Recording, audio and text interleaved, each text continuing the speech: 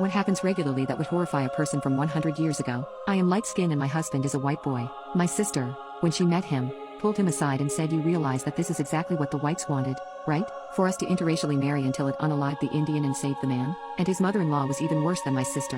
When I first met her, I immediately realized she was overbearing over my husband and seemed to prefer him over his 4 siblings.